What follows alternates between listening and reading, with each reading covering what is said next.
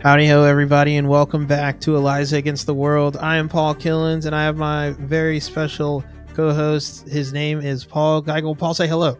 Hello, everybody. Hello.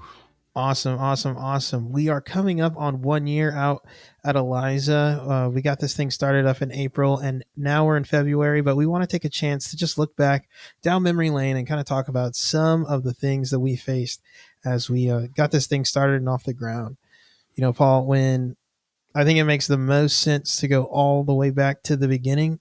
Tell me about some of those things that you were first thinking about as you were getting launched, and what happened within your sphere of influence as you got launched.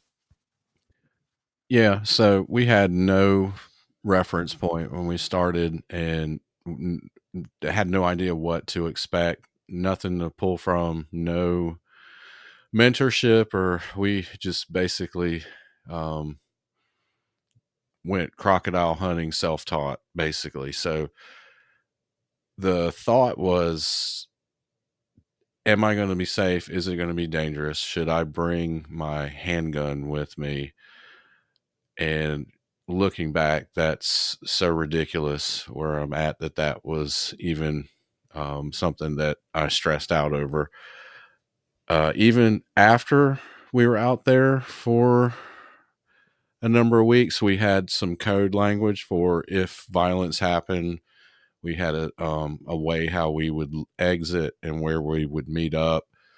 So we went into it military style, basically, with a whole set of protocols and like I said, looking back, that's ridiculous because after we got out there for a while and things got settled, we saw that these people are not violent in the sense like you see on TV in California and stuff like that. At least where we're at, the block that we're at, the people we serve are pretty peaceful. So it's a chill block. Yeah, it's a chill block. Yeah. What if the listener is in California? Do they still bring the gun? No, no, I would say absolutely not. That's the wrong spirit, and you're out there with as the strength that Eliza has is we come there um as every strengthening spirit, like the good mom, the good dad, the good uncle, your best friend, like we bring all that energy. So a gun is like 180 degrees away from that. And Gotcha. yeah. So what were like some of your? So that's one expectation. What were some other expectations you thought that you would get or receive or see that might not have come to fruition in reality? Oh wow, I'm still seeing it now. So when I first started doing it, everybody was super encouraging. It was really incredible. And then so I would think that there would be some kind of participation, but that's the bizarre part is, we're up on year 1 and we've gone through a host of volunteers. It's not only does nobody want to do it, but the people that express joy at doing it don't last very long, and it's a real mystery to me. It's a rare arena to step into and serve the leper and find somebody that wants to do it as worship.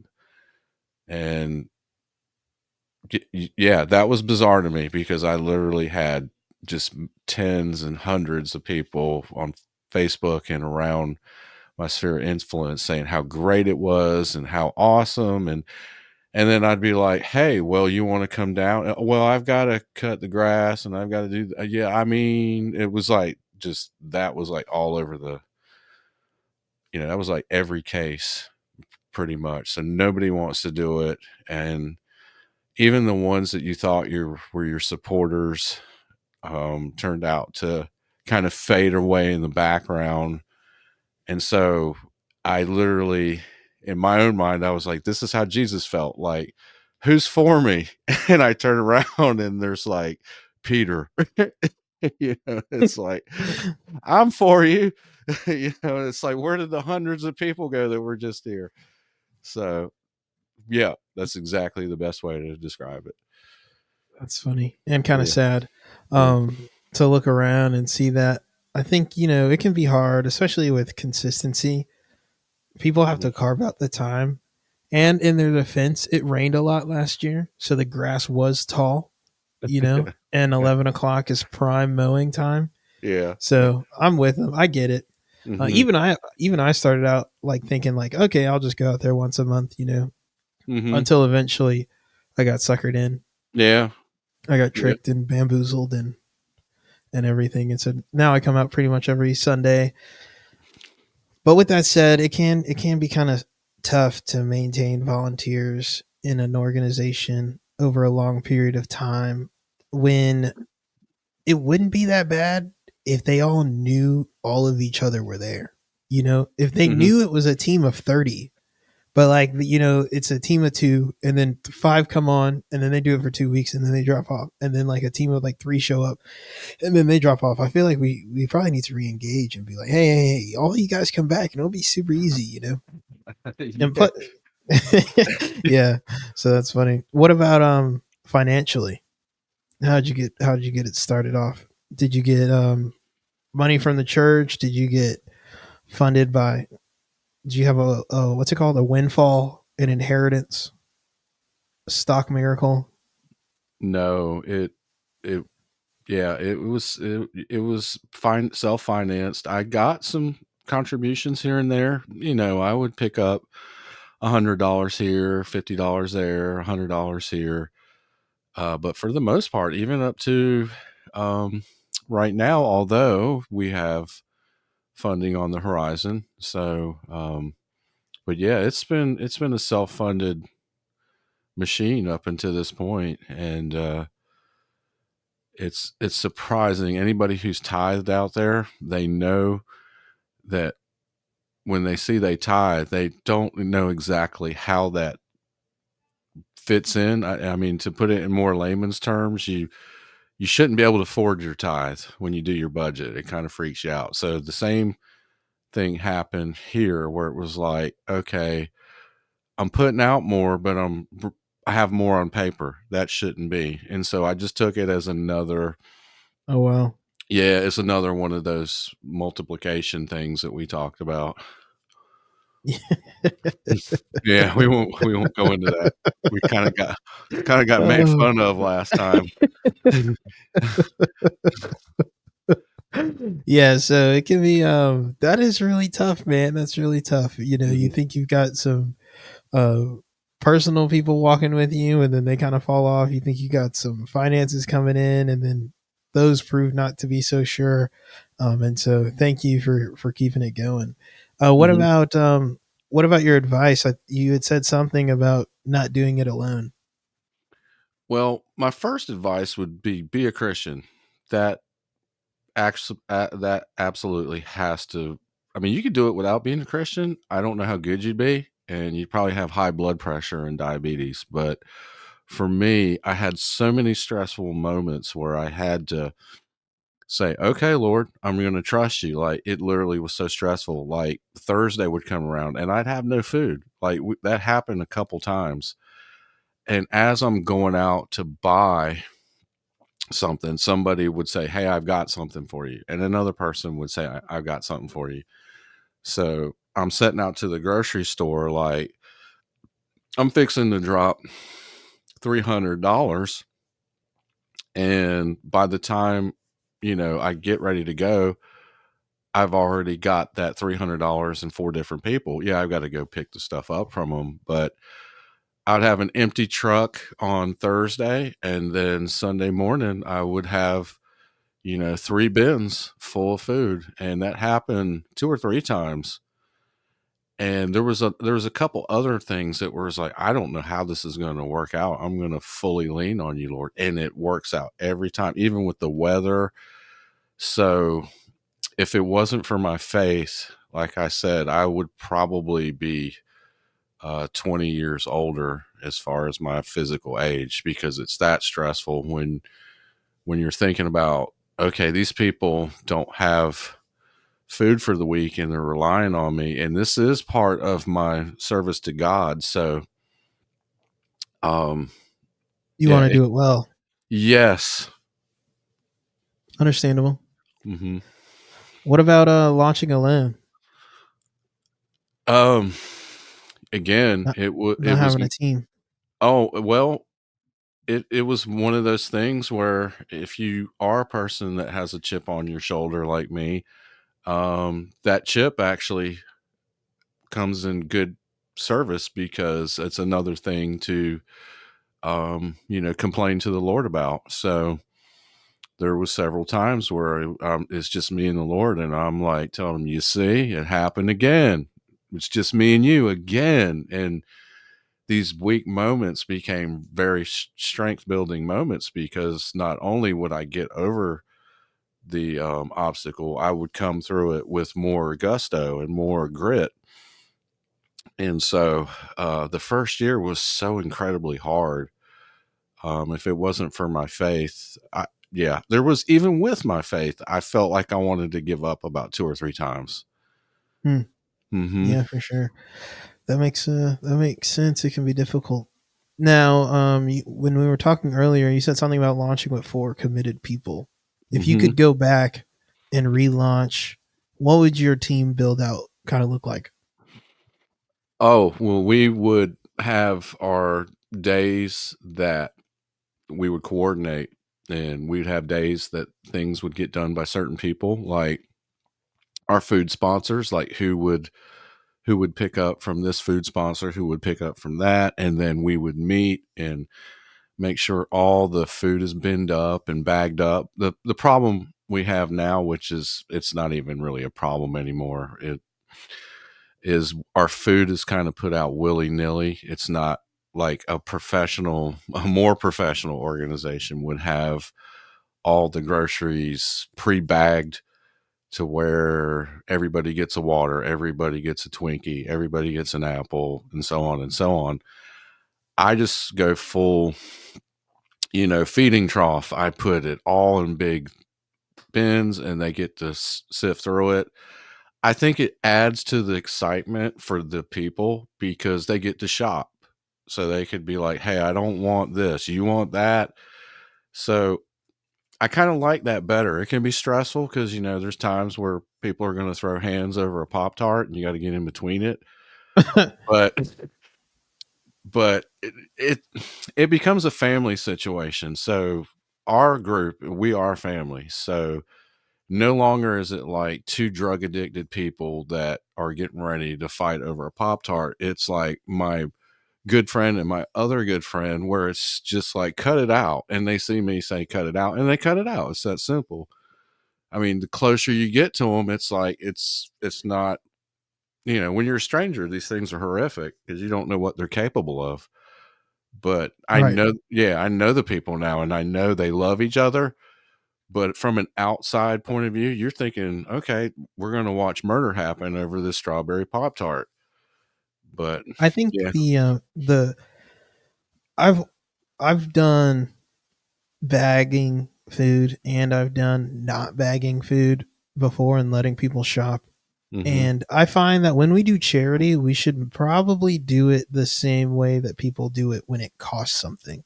So one time when we uh, at the place I work at, we were handing out clothes, and we thought the best way to hand out the clothes would be and then we received them on hangers, and we took them off hangers for whatever reason, and we thought that would be the best way to hand everything out.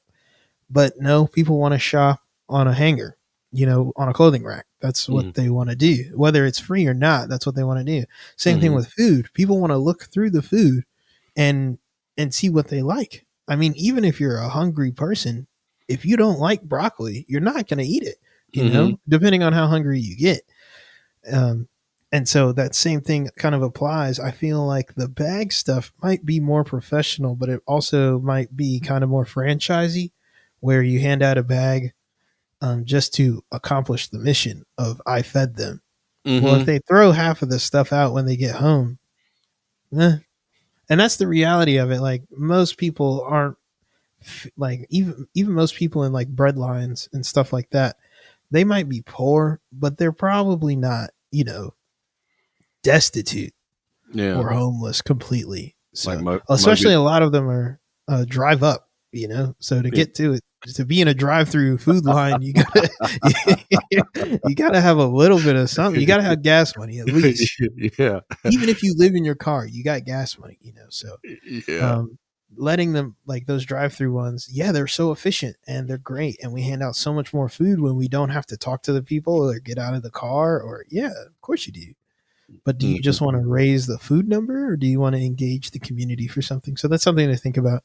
Yeah. If any listeners want to hand out food to people, Mhm. let's go.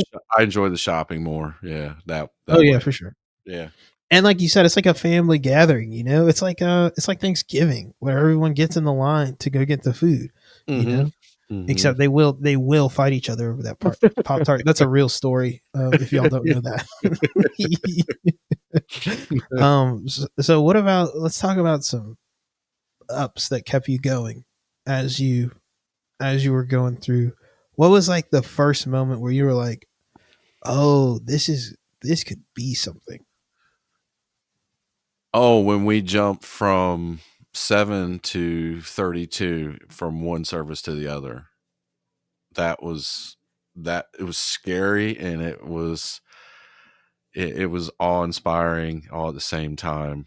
Then the next one was when the newcomers were talking about how great it was, and they were telling me how they see the future of this thing. I heard from the actual people we were serving, like the prognostication of this thing is going to be great, and this, and so it was to get that encouragement. Like, it's kind of like if you open a restaurant and the people eating your food was like, oh, this restaurant no doubt is going to be amazing, it's going to grow, and you keep hearing that, and you start to believe in yourself. So that Okay, happened. awesome. Yeah, yeah, yeah.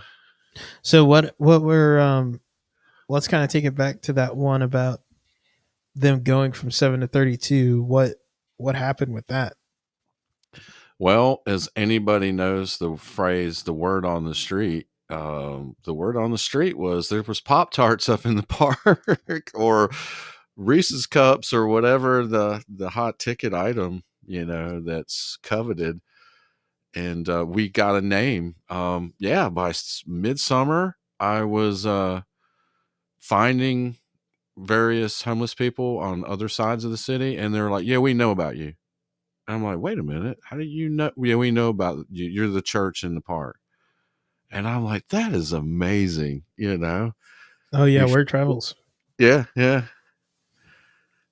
That's yeah. awesome. Mm-hmm. And then so the next one you said was when they were kind of giving you that feedback. I Mm-hmm. think I think I've had a few as well. Going out there, the first time I ever went out there, Mm-hmm. I wasn't thinking, should I grab my gun? But I was thinking to myself, what am I going to do if something pops off? And then I thought, well, these guys have been doing this for a while, so I'm not Mm-hmm. that worried about it. So that one kind of eased my mind, but I kind of had that elevated heart rate. I didn't know what it was going to be like. I wasn't assuming they would be violent, but I was assuming that they had a higher propensity for violence than Mm-hmm. other people would. Mm-hmm.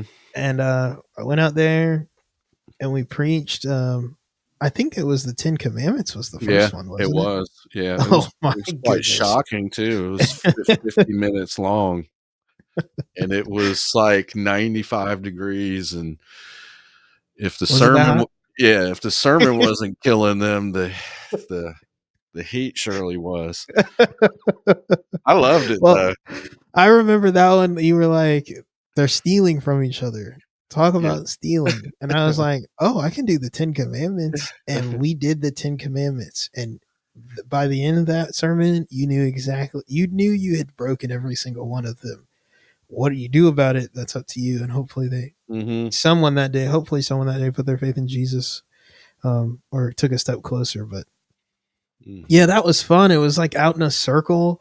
And oh, I remember I was like, can we park there? Because we used to just park up on the curb. We used to just park up on the curb of this park, and there was like all these little kids playing soccer behind us. And it was loud. They were loud soccer players. And I'm just standing in the middle of this circle of people I don't know, yelling at them about the Ten Commandments. That was a good one. Yeah. And then also, like, I remember hearing your feedback after it. You're like, "Oh, that was cool. That was great." And I like you were talking about like the vibe of the circle, and you're like, you took the air out of the room, and I was like, what are you talking about? Everybody was fine. They were all just looking at me. Uh, No, no, no. You hurt them. I oh was yeah. like, oh, Oh yeah. We had Steve Harris before, and he's basically hugging each one as he goes through the circle. He's like, "I love you. I love you. I love you." And then you have Paul, where the end of sin is death. Death for you. So it we was like, all have our different traits, and yeah, Steve was fantastic because I mean, like, I watched it, and that was the one that was the 7 to 32, right? yeah. Yeah, that one was awesome because I remember you came into my office and showed me the video of this preacher going around a circle and shaking everyone's hand and telling them that they're like they have worth as a human being. And it's just those little things that we often don't think about as housed people, employed people. Like, of course I have worth, but like when you spend 2 or 3 hours a day standing on a corner with people driving past you, not even giving you a dollar, you Mhm. kind of might lose that sense of self, especially if you had to do terrible things like either hurt people or give up your body to get your Right. fix. Yeah. So him Mhm. going that was magnificent. It Yeah. broke me when I saw Yeah. that because it did not compute. I did not think you were not allowed to do that, but I just never would have even thought to shake people's hands in the middle of a sermon. Like we Yeah. just said, I'm the like who opens with the 10 Commandments? That's Yeah. so. Yeah. And Hey everybody, my name is Paul. It's good to talk to you. Repent, and that's literally it. yeah. But Steve was another one of the heartbreak volunteer situations because we just couldn't get him to stick, you know? It's to this day, I still beg him to please come back, and, the best he can do is make a cameo and leave, and, yeah, it's just one of those things you're like, man, all the different ingredients too. We had a volunteer there, the Phillips family. Shout out to them if they're listening. They're awesome. They were out there for a bit, and he had everything, food trucks, and they were showing up just like outclassing me. I was looking over, I was like, hey, wait a minute. I I you're giving out more stuff than me. I feel inadequate here. But, for whatever reason, they don't come out. Still love them. 'Em. They're still invited. Um, so, yeah, the Steve Harris was kinda like that. It was like, "Oh, it's too good to be true." Yeah, it is too good to be true. Like, Oh, yeah. no. Yeah, Yeah, we love you, Steve. yeah. But got any more fantastic ups? Oh, When there's did you? what? I was nah. I was gonna say like, did you ever want to quit? But you already said that. Oh, What yeah. about what about like you know? Do you want to talk about Khalif? Sure. I mean, he's a very positive story. Go Um, ahead, tell us about Khalif a little oh, you bit. mean the lessons learned? Or, I mean, there's a whole lot to pull out of Anything that. you want to say? The story, like, give a light story about him leaving, So about him going, and then any lessons you learned along the way. Khalif was a gem that the Lord gave to us because this man, we learned so much about recovery, so much about, you know, how messed up the recovery. Expectations. Yeah, just so, the recovery side. If for people out there don't understand, like what recovery is, basically rehab, rehabilitation, drug addiction. Um, it is like the most broken down sector of like healthcare, I guess you'd say, or allied health. There's just not enough of it. and there's not enough funding, and there's also not enough like medical science in it either. It's still like, believe it or not, the old 12 step kind of rebooted with, you know, it's really sad. So we learned that how broken down that is. And he's doing great, by the way. I'm keeping up with him on Facebook. He's, writing his own rap music, and he's got a girlfriend and plugged in with his family. So, really, really good. He was not what I would say chronically homeless. So he was almost to that point. And the people that knew him said he didn't belong out there. And he didn't. He reached out to us right away and was crying help. So we got him off the street. He came back. Some bad things happened, just like the other gentleman. We got help. That's the So one thing. he Yeah. just real quick. So he was homeless, and then Hmm. we got him into a rehab facility where, eventually he left that rehab facility, and Hmm. then he went. Did he go back to being homeless after that? Yeah. He went right back. And we, we're faith leaders, Christians, and we believe in the power of prayer. And so we prayed specifically for God to shut doors and slam them. And he ran into some situations. I'll just preserve his dignity and have some decorum. And so he was forced to leave and go to back to his parents. And it didn't take long. It was like a week after he got out of recovery. So another gentleman that me and you know well is actually experiencing the same exact thing. So my advice to any homeless addicts out there: if a faith-based group gets you, you know, if you get off the street and they're ministering to you, don't go back. Don't go back to the street, because um, God is real, the devil is real.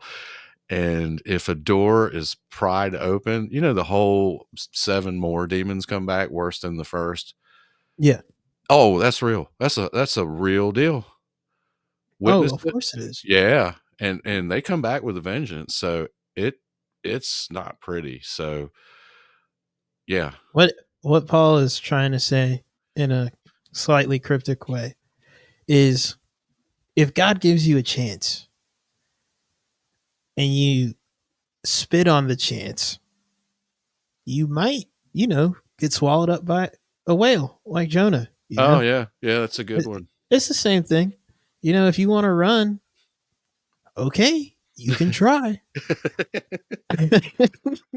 But pretty sure the Bible says something about ain't no mountain high enough, ain't no valley low enough. I can't run away from you. It says something like that.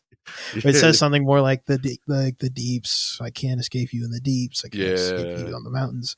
But Right. yeah, so I mean, like, the story is consistent. No matter what we say, no matter what we see, it's repent and believe.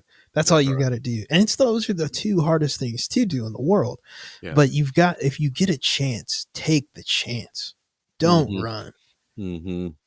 Yeah. Jonah Jonah got spit out of the whale. Okay. But who's that one prophet? It's in like first or second Kings. There's a prophet. And That got God's eaten like, by the lion. yeah, that guy. Mhm. Yeah. God's like, don't go back the way you came. Go over to this village and don't come back the way you came. Yeah. God, he There's goes over evidence. there. Yeah, there's Hold on, evidence that okay, okay, let me tell okay, the okay, story. Okay, this okay, is when I okay. first heard this. I Yeah. didn't believe it. I was Yeah. like, not my God. Yeah. But he did this. So the dude's like, or God's like, go over there and don't come back the same way. The prophet goes to the town. There he meets a false prophet, and the false prophet is like, oh, I heard from God that you can go back the same way. And then the original prophet's like, I don't know, but eventually he goes back the same way. And a lion like mauls him to death, and he just like drops his body off outside of the town, and the false prophet goes and buries him. Mm-hmm. If God tells you to do something and you don't do it, he gave you that story so that he could end you the next day. For some reason, he allows us to keep on living, sometimes months, sometimes decades after we start to disobey him. Mm-hmm. Whatever it is, bro, go the way he told you to go. Yeah. Don't do it. Don't get mauled by the lion. Anyway, go ahead, Paul.